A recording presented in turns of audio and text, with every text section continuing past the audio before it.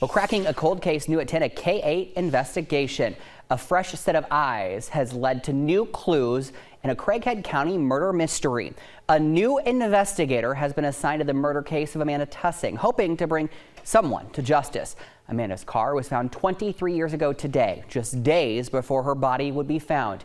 Tonight, there is a renewed push to find her killer and bring closure to this cold case. Beyond these weeds lies a mystery. Just off this busy road is the cold case murder of a young woman and how her body ended up in this waterway miles from where her car was found 23 years ago. We definitely want to make sure that we're doing everything possible to try to resolve it. Craighead County Sheriff's Office Chief Deputy Justin Rowland wants answers. Who killed Amanda Tussing? It's why his department recently dedicated one full-time detective to try to crack the case. It basically just gives a new perspective. A young, energetic woman, Tussing was 1 year away from being married. She had left her fiance's house late on June 14th, headed towards her parents' home in Dell. In the early stormy hours of June 15th, 2000, Amanda's 1992 Pontiac Grand Am was found parked along Highway 18.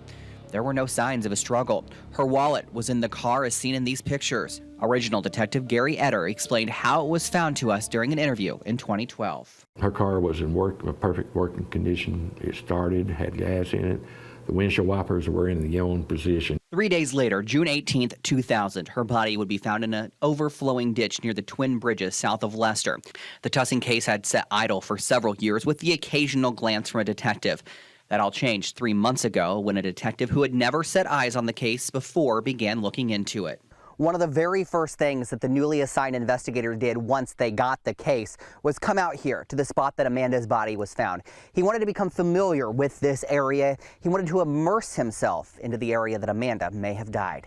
The sheriff's office said as part of this new investigation, it has basically started from scratch. Detectives have reconducted interviews and held new ones, and they've looked at every piece of evidence for anything that may have been missed. The smallest little thing a lot of times is what puts us on a different avenue during an investigation. Details of the newly launched investigation are held close to the sheriff's office vest, but a new perspective has provided new leads. There have already been some things in that investigation that he has seen that has caused him to go down some different avenues. We don't know what those new avenues are or if they have prompted new suspects. What we do know is that technology has changed over the years, and investigators are using it to their advantage in trying to find answers for Amanda's family. Is there anything that we can do currently that we couldn't do 20 years ago? And so far, in old cases, that has worked out to our benefit.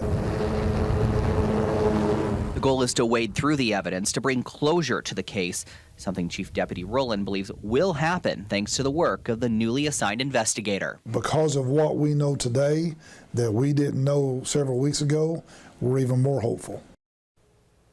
Amanda's mother died 2 years ago, but the sheriff's office is working with her father and new siblings on the new investigation. The sheriff's office said the Tussing case is just one of 4 unsolved murders that the county is handling.